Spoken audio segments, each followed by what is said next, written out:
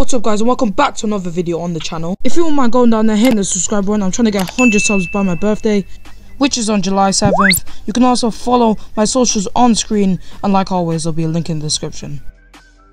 In our first story, we're going to be talking about Deji again.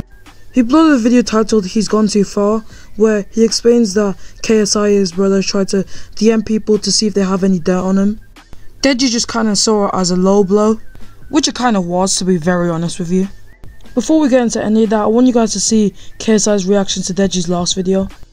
He responded on Twitter, and at first it didn't look like he really cared, until I guess he had a look at his social blade. That's when he promised that when he came back from tour he'd respond.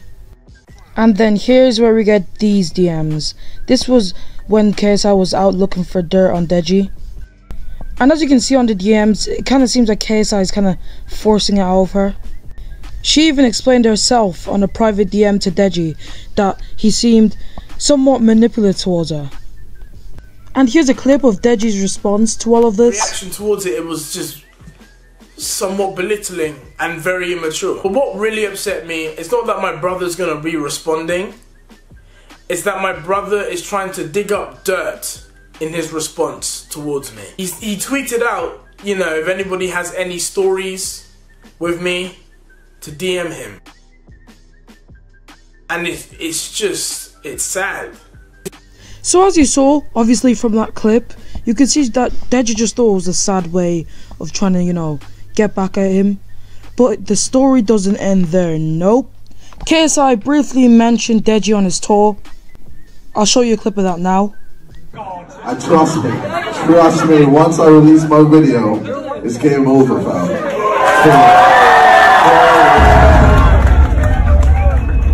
I've been working on this shit for days. That's a lot. Family matter stuff, man. Obviously, I love to keep it private, but certain people just love to keep it public, so it is what it is. Anyway.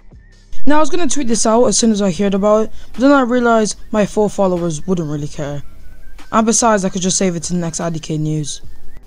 No, but it would be interesting to see how this, you know, conflict, I guess, unravels.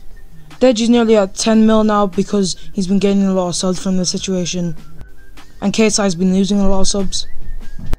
But moving on to our next story, we have T-Series has beaten PewDiePie. A couple days ago they hit 10 mil and YouTube tweeted about it, and they said something was coming for them. So obviously in that tweet they're implying that's going to be something like the 50 million plaque that PewDiePie and T-Series got.